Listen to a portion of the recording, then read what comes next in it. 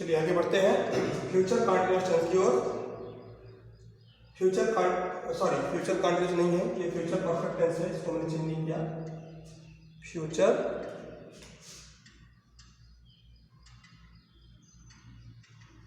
Perfect tense. Perfect का मतलब ही होता है पूर्ण हो जाना, ठीक है ना। परफेक्ट का मतलब पूर्ण होना। और फ्यूचर का हमने जो मीनिंग दिखाया था उसमें परफेक्ट के लिए मैंने चुका लिखाया था और फ्यूचर के लिए मैंने क्या लिखाया था, गा। यानी चुका और गा लास्ट में कहीं नहीं आएगा। चुका होगा, चुकी होगी, चुके होंगे, ठीक है ना। या कर लिया होगा, खा चुका होगा, खा लिया होगा, या होगा, आ होगा, ये बीच में आ सकता है। अब सबसे पहले अफर्मेटिव सेंटेंस के स्ट्रक्चर की बात करते हैं जो रूल्स में है। रूल्स में इसमें सबसे पहले क्या करते हैं, पहले हम कर्ता को लिखते हैं। कर्ता लिखने के बाद में विल या शैल, अब जैसा कर्ता होगा उसी के हिसाब से विल या शैल का प्रयोग करते हैं। और उसके बाद हैव, जैसा कि ये विल और शैल फ्यूचर के सभी पार्ट में मिलेगा आपको। अभी कंटीन्यूअस में विल भी और शैल भी आपने पढ़ा। अब इसमें विल के बाद हैव लगा दिया। हैव तो परफेक्ट में ऑलरेडी है, इसके पहले आप हैज, हैव, हैड ये परफेक्ट में ही पढ़ते आए हैं, तो विल हैव या शैल हैव हो जाएगा। और परफेक्ट में वर्ब का थर्ड फॉर्म लगता है। मैं एक चार्ट आपको बना के दिखाऊंगा अपने आगे वाले वीडियो में। एक चार्ट बना दूंगा कि किसमें कौन सा हेल्पिंग वर्ब लगता है, कौन सा मेन वर्ब लगता है, वो ज़्यादा क्रूशियल होगा आप लोगों के लिए। फिलहाल इसको देखते हैं। स्ट्रक्चर में लिखा है कि सब्जेक्ट, फिर विल या शैल, फिर हैव, उसके बाद वर्ब का थर्ड फॉर्म, फिर ऑब्जेक्ट, ऐसा लिखा जाएगा। अब थोड़ा तेजी के साथ चलते हैं। मैं शाम तक लौट चुकूंगा, यहाँ पे मैं लिखूंगा आई। ये सामान्य बात है, जनरल सी बात है, आई। अच्छा, आई के साथ क्या लगाएंगे, शैल। जनरल है, इस वजह से हम आई के साथ शैल लगा रहे हैं, अदरवाइज हमको विल लगाना पड़ता। तो आई शैल लौट चुकूंगा, लौटेंगे जी, आई शैल कम बैक। आई शैल कम बैक, मैं हो गया, चुकूंगा के लिए शैल लगाया। सॉरी, एक चीज तो आपने लिखा ही नहीं, हमने लिखा शैल के बाद हैव आएगा। आई shall have, I shall have हो गया। अच्छा, वर्ब का थर्ड फॉर्म कम माने आना, कम, केम, कम। कम का थर्ड फॉर्म भी कम ही होता है। आई शैल हैव कम, तो थर्ड फॉर्म भी कम होगा, come back. I shall have come back. कब तक की बात कर रहा है, शाम तक। तक के लिए टिल का भी यूज होता है, बाई का भी यूज होता है, ज्यादातर तो बाई ज्यादा अच्छा लगता है। तो I shall have come back bye, कल की बात की जा रही है, टुमारो, यस्टरडे बिल्कुल नहीं, बाई टुमारो, ये हो जाएगा। अब इसके बाद कल तक सभी विद्यालय बंद हो चुके होंगे। कौन बंद हो चुका होगा, सभी विद्यालय, यानी कि ये सब्जेक्ट है सभी विद्यालय। ऑल द, अब विद्यालय का कॉलेज होता है all the college, all the college. अब उसके बाद क्या लगाएंगे, विल या शैल लगाएंगे, विल। क्यों विल लगाएंगे, क्योंकि आई और विल के साथ शैल लगता है, बाकी सबके साथ विल। और विल के बाद क्या लगाएंगे, ये सब्जेक्ट हो गया, विल हो गया, उसके बाद बचा है कॉलेज, विल है। अच्छा, अब वर्ब का थर्ड फॉर्म, सभी विद्यालय बंद हो चुके होंगे। क्रिया, क्रिया जो है बंद होना ही तो क्रिया है, बंद क्या था, क्रिया हो, तो क्लोज का थर्ड फॉर्म क्लोज। अब लिखा है यहां तक, ये पूरा हो गया। अब बचा क्या, कल तक, बाई टुमारो, बाई टुमारो, ऐसा हो जाएगा। अच्छा, तुम किताब पढ़ चुके होगे, इसकी बात की जाए, इसमें आप क्या लिखेंगे, यू लिखेंगे सब्जेक्ट, यू के साथ विल, हमने यू लिखा, सब्जेक्ट लिखा, विल लिखा। अब है यू विल है। अच्छा, यू हो गया, चुका होगा, चुका होने के लिए मैंने विल लगा दिया, चुका होने के लिए विल लगाइए, फटाफट विल से लगाइए। अच्छा, हैव लग गया, विल है। फिर पढ़ना, रीड, READ, यू विल है रीड। रीड का थर्ड फॉर्म भी रीड ही होता है। अच्छा, किताब बचा क्या, रीड द बुक, बचा किताब ही ना, you will have read the book. अब अगर इसको हम नेगेटिव में बदलना चाहें तो क्या होगा, ये आपको समझ में आ गया होगा। आप और एग्जाम्पल उनका ट्रांसलेशन खुद करेंगे। नेगेटिव की तरफ बढ़ते हैं। नेगेटिव में हम क्या करेंगे,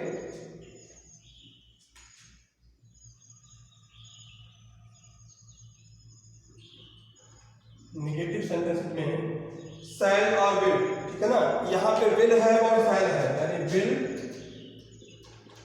है और शैल है, यही है ना। विल है, शैल है, इसी के बीच में आप क्या लगा देंगे, नॉट लगा देंगे। इसी के बीच में नॉट लगा देंगे, ठीक है ना। विल नॉट है, शैल नॉट है, क्लियर। अब इसमें जब बनाना होगा तो आप क्या करेंगे, इसी का मैं शाम तक नहीं, यहां अगर मैं कर दूं मैं शाम तक नहीं लौट चुकूंगा, तो इसमें क्या होगा, आई शैल। अच्छा, इसमें क्या होगा, नॉट लगाएंगे, शैल के बाद नॉट, देखा ना कि ये शैल हो गया और यहां इसके बाद आप क्या करेंगे, नॉट लगा देंगे। स्ट्रक्चर आप कैसे बनाइएगा, सब्जेक्ट आप लोग कर लीजिए, सब्जेक्ट, या मैं साफ करके फिर से लिख रहा हूं, जो आपका स्ट्रक्चर है विल या शैल प्लस नॉट प्लस है थर्ड फॉर्म अदर वर्ड, यही कंडीशन है, ठीक है ना। तो हमने लिखा आई, लिखा शैल, लिखा, दोनों में से कोई एक ही को लिख सकते हैं हम, दोनों में से एक ही लिखा जाएगा, विल या शैल। तो आप आई शैल लिखा, फिर नॉट लिखा। अच्छा, अब बचा क्या, हैव। देखिए आई शैल है था, अब यहाँ आई शैल नॉट है हो गया, शेष प्रक्रिया वही है, कम बाय टुमारो, ये बन गया। अगला ऐसे बनाएंगे, कल तक सभी विद्यालय नहीं हम क्या कर देते हैं, नहीं बंद हो चुके होंगे। तो अब इसमें क्या होगा, all the college will not have, हमने किया क्या, विल और हैव के बीच में नॉट लगा दिया, विल और हैव, यही है ना, विल और हैव के बीच में नॉट लगा। All the college will not have closed by tomorrow. अच्छा, अब इसका आप क्या करेंगे, तुम किताब नहीं पढ़ चुके होगे, इसको आप बनाएंगे, कमेंट बॉक्स में इसका उत्तर आप स्वयं देंगे। अच्छा, ये हो गया। अब हम इसका इंट्रोगेटिव भी बना सकते हैं। इंट्रोगेटिव बनाना नोट कर लिया होगा आपने, इंट्रोगेटिव भी आप आसानी के साथ बना सकते हैं।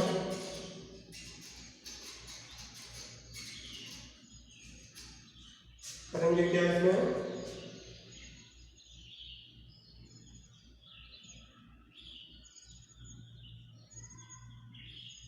इंट्रोगेटिव सेंटेंसेस में इंट्रोगेटिव और इंट्रोगेटिव नेगेटिव एक में ही समझते हैं। रूल्स आपका इसमें है, सबसे पहले होगा question word plus will oblique shall, दो में से कोई एक है,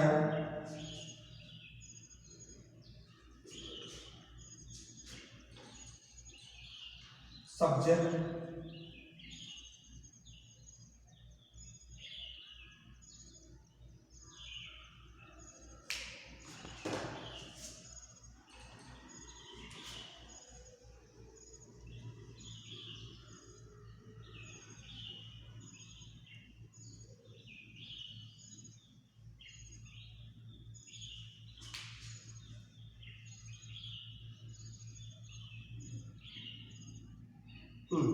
अब ये आपका बना पूरा स्ट्रक्चर। अब आप इसमें क्या करेंगे, इतनी चीजें अगर उपलब्ध रहेंगी सेंटेंस में तो आप ये टोटल अप्लाई करेंगे। जो चीजें नहीं उपलब्ध होंगी उसे अप्लाई नहीं करेंगे। जैसे इसे लिखते हैं, क्या मोहन आम खरीद चुका होगा?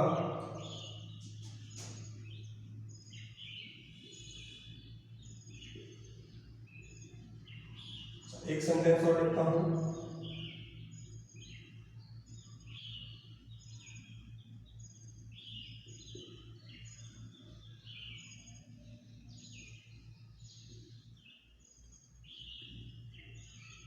तुम्हें कौन बुला चुका होगा? इसे करते पहले क्या मोहन आम खरीद चुका होगा। अब इसमें आप क्वेश्चन मार्क लगाएंगे। इंट्रोगेटिव है, चुका होगा इसी टेंस का है, कोई टेंशन नहीं है। चुका मैंने परफेक्ट और होगा का फ्यूचर परफेक्ट, ये क्लियर ही है। अब सबसे पहले क्या, हमने आपको बताया है क्या जब भी वाक्य के प्रारंभ में आता है हम उसकी अंग्रेजी नहीं लिखते हैं, बल्कि उसी टेंस में जो हेल्पिंग वर्ब यूज हुआ है उसी से काम चलाते हैं। इसमें हेल्पिंग वर्ब विल, हैव और शैल हैव यूज हुआ है, तो हम इसी का प्रयोग करेंगे।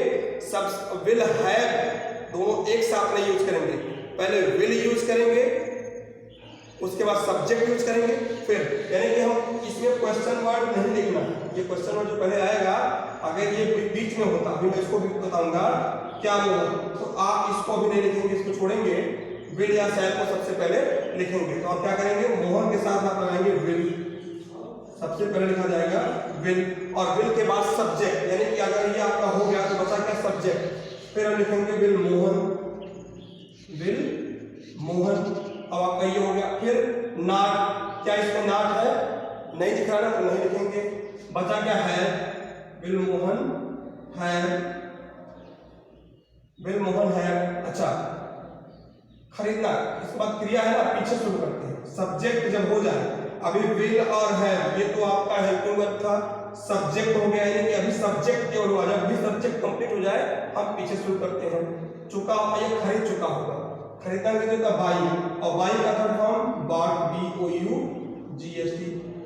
विल मोहन है बॉट, क्या खरीदने के बाद, फिर इधर इसके बाद ये आ रहा है ना, बॉट द मैंगो। इस प्रकार से आपका ये सेंटेंस खत्म हुआ। अच्छा, यही अगर होता क्या मोहन आम नहीं खरीद चुका होगा, ठीक है ना, जब नहीं खरीद चुका होगा तो आप विल मोहन, आपने लिखा था कि विल के बाद सब्जेक्ट और सब्जेक्ट के बाद ना, यानी कि विल आप यहां चाहें तो आप लिख सकते हैं विल मोहन, अब लगाएंगे ना, not have bought the mango, ये आपका बन जाता है। अच्छा, अब इसके अंदर तुम्हें कौन बुला चुका होगा, कौन की अंग्रेजी क्या है, हु, कौन की अंग्रेजी है, हु। अच्छा, हु के साथ हमने आपको बताया था कि जब कौन लगाया जाए, कौन का उत्तर मिल जाए तो समझ लो वही सब्जेक्ट है, और जब उत्तर ना मिले तो समझ लो उसमें सब्जेक्ट नहीं है। हु तब सब्जेक्ट नहीं है तो आप विल लगाइए, हु के बाद विल को लगाएंगे ही, क्वेश्चन वर्ड हो गया। इसमें क्वेश्चन वर्ड हमने लिखा, विल लिखा, सब्जेक्ट है नहीं है, नॉट है नहीं है, उसको भी छोड़ दिया, हु विल। अब जब दोनों नहीं है तो आप क्या लिखेंगे, यानी कि अगर ये भी ये दो है, उसके बाद ये नहीं है, ये नहीं है, उसके बाद इसका नंबर है ना, हु विल है। अब यहां बुलाना, कॉल, CALL, तो थर्ड फॉर्म ED लगा दें, हु विल कॉल, किसको, ऑब्जेक्ट कौन है, you, who will call you, object है बट सब्जेक्ट इसमें नहीं है। अब क्या करेंगे, मान लीजिए इसका नेगेटिव बनाना हो, तुम्हें कौन नहीं, मैंने लिख दिया यहाँ पे, तुम्हें कौन नहीं बुला चुका होगा, अगर ये आ गया तब आप क्या करेंगे, नहीं वाले कंडीशन में आप सीधे क्या करेंगे, पहले क्वेश्चन वर्ड फिर विल, सब्जेक्ट है, क्वेश्चन वर्ड फिर विल, ठीक है ना, सब्जेक्ट नहीं है लेकिन नॉट इसमें अब आ गया, आप यहाँ नॉट लगा सकते हो। यानी ये कंडीशन तो तब बनेगा जब ये रहेगा, अदरवाइज नहीं होगा। इसके अलावा और तमाम सारे सब्जेक्ट हैं। कितने लड़के पढ़ चुके होंगे, कितने लड़के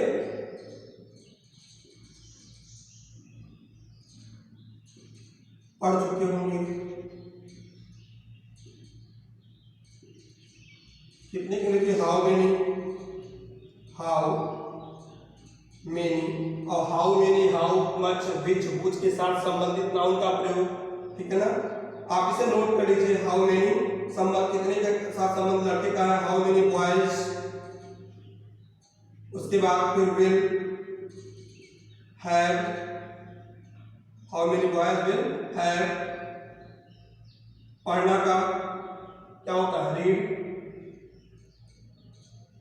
रीड, बस how many boys will have read, कितने लड़के पढ़ चुके होंगे, कितने लड़के नहीं पढ़ चुके होंगे, how many boys will not have, अगर यही होता नहीं होता तो how many boys will not have read, ऐसा बन जाता। ऐसे तमाम सारे सेंटेंस को आप लीजिए और उसे करिए। रूल्स यही है, रूल्स लगातार आप पढ़ते आ रहे हैं, इसलिए बहुत सारे एग्जाम्पल की आवश्यकता नहीं है, आप स्वयं एग्जाम्पल ढूंढिए और करिए, तभी आपके लिए बेनिफिशियल होगा। अब हम फ्यूचर परफेक्ट कंटिन्यूअस टेंस की ओर बढ़ते हैं, तब तक पहले आप इसे नोट कर लीजिए।